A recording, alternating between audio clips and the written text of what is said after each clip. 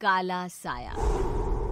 यूं तो बनारस घाट अपनी खूबसूरती के लिए बहुत प्रचलित है, पर घाट के किनारे कई राज लिए बैठे हैं। ये कहानी शुरू होती है बनारस के घाट के पास बने ममता निवास से, जहाँ प्रिया लाल जोड़े में ममता के घर उसकी बहू बनकर आती है। आओ आओ बहू, घर को अपने पैरों से पवित्र करो। ममता घर की दहलीज पार कर ही रही होती है कि अचानक एक बहुत गंदी सी बास पूरे घर में फैल जाती है।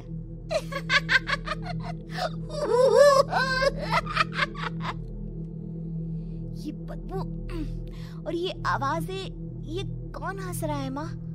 अब ये पड़ोसी ना हमारे थोड़े अलग से है। कहाँ हम शाकाहारी और ये मांस मच्छी खाने वाले। छोड़, तू ध्यान मत दे और गृह प्रवेश कर। और हाँ बहू, अपनी सास की एक बात हमेशा याद रखना, इन पड़ोसियों से तो कभी बात नहीं करेगी। अच्छे लोग नहीं है ये। अपनी सास की ये बात मानेगी ना बेटा?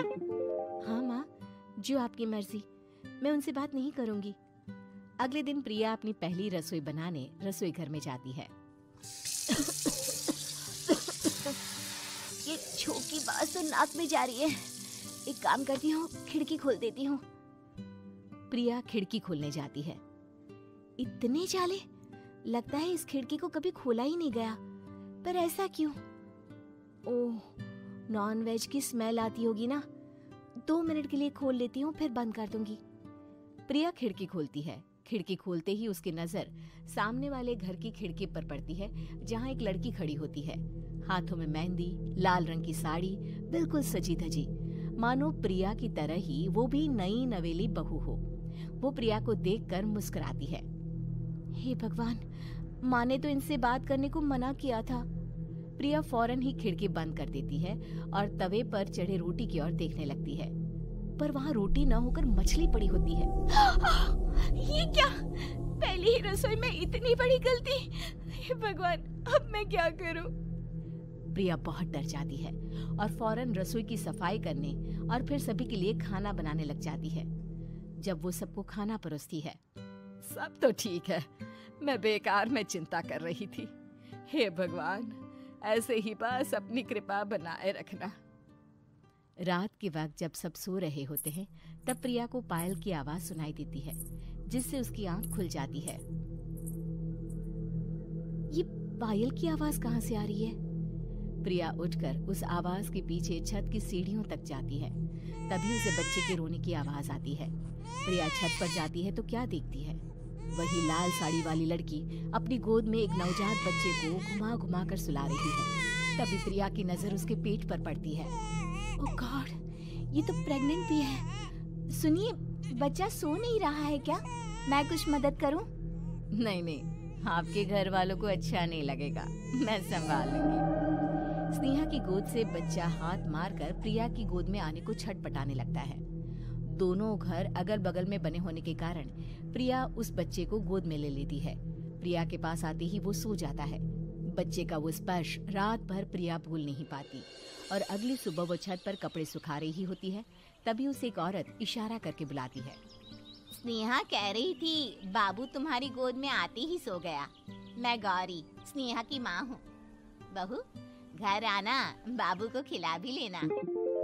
शाम को जब घर पर कोई नहीं रहता, बच्चे से मिलने के लिए प्रिया छिपकर अपनी पड़ोसन के घर चली जाती है और कुछ देर बच्चे को खिलाकर वापस लौट आती है। इसके कुछ दिन बाद ही प्रिया को पता चलता है कि वो माँ बनने वाली है। ममता की खुशी का ठिकाना नहीं रहता।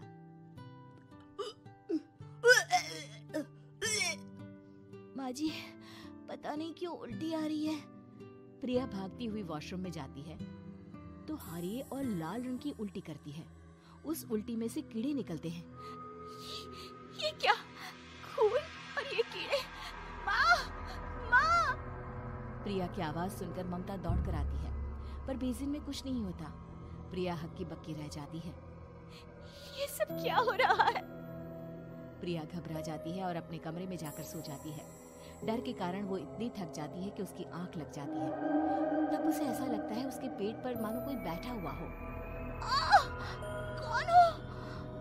प्रिया के पेट पर एक 5 महीने की बच्ची बैठी हुई थी, जो बुरी तरह जली हुई थी। माँ, तुम ही मुझे लाई ना अपने पेट में।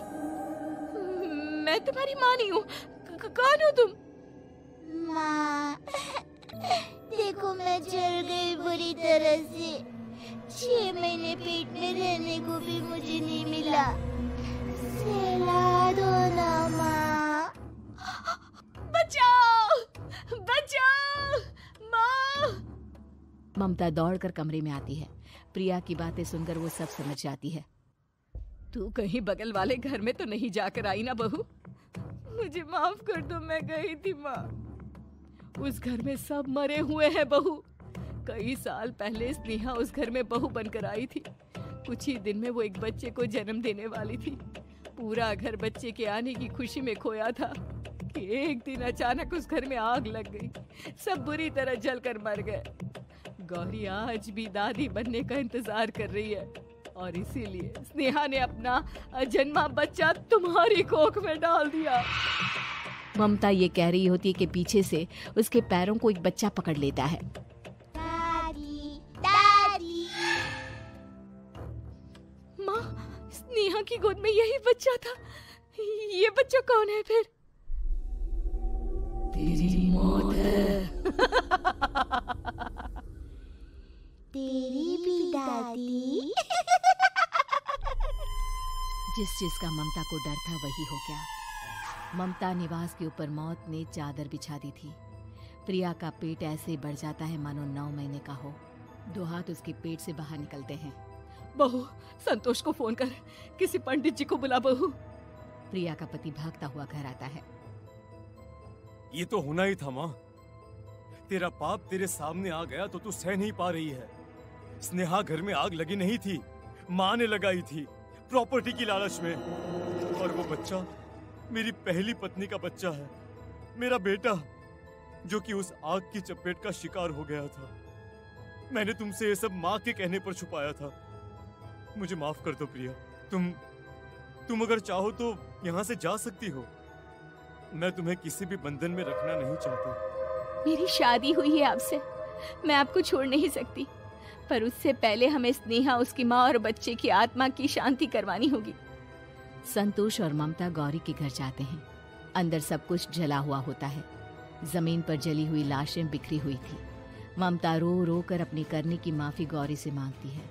प्रिया स्नेहा के घर वालों का अंतिम संस्कार करवा देती है और ममता निवास फिर से आत्माओं के साए से मुक्त हो जाता है।